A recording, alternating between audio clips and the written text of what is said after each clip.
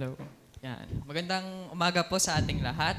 Ako po si Jade Anderson M. Ramirez, 17 taong gulang at nakatira sa Bliss, San Jose Sico, Batangas City. Roman Catholic po ang aking relihiyon dati. Noon po, buhay ko ay masasabi kong masyadong masaya. Sa bahay, ang poproblemahin ko lang po ay kung anong oras ako gigising. Tapos kung may gala ba o wala. Kung wala po, edi isipin ko na lang kung anong online game ang aking lalaruin. Para kapag nagkita na ulit kaming magtropa, edi alam niyo na po, magyayabangan na ulit. Sa school po, paisi-isi lang din.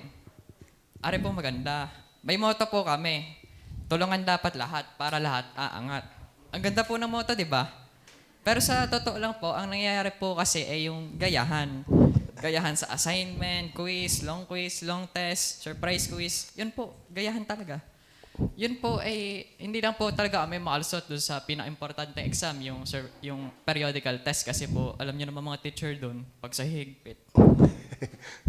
Ayun. Sa eskwela lang po at sa bahay kalimitan umiikot ang buhay ko noon.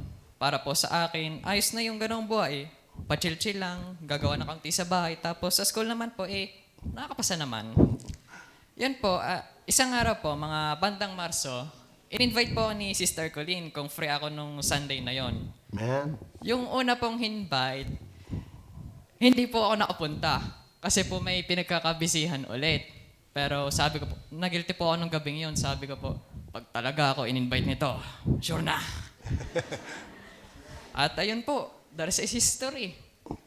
Nagsimula lang po ng umaga, tapos po pagkahapon, nakakalusot-lusot na.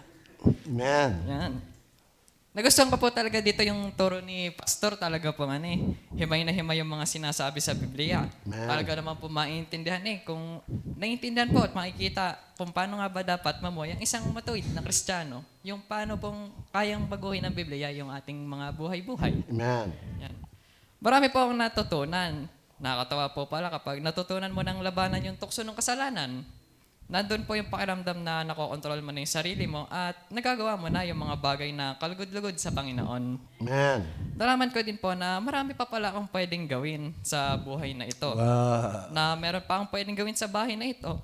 Na meron pa akong higit na magagawa bukod sa pagiging taong bahay at pagiging simpleng estudyante. Amen. At sa dahilan pong yun, sabi po ni Kuya Andrew, hindi po ako magpapabaptize para pumaligtas. Kundi dahil ito po ay biyaya ng Panginoon at ako po ay ligtas na. Amen. Ayan. Ngayon po bilang naligtas, balak ko pong magalingkod sa Panginoon sa abot ng aking makakaya. Kagaya po ng sabi ni Kuya Andrew, we are saved to serve. Man. Ayan, sa binabalak ko pong ministry, di hayla lang po muna. Isang araw po ako yung makakasama niya na. Amen. Ayan. Biyaya po maligtas, kaya nagpapasalamat po ako sa Panginoon. At saka na rin po sa inyo sa pag-welcome sa aking church na ito. Salamat po sa lahat at pagpatuloy po natin ang paglilingkod sa Panginoon. Amen. Praise the Lord.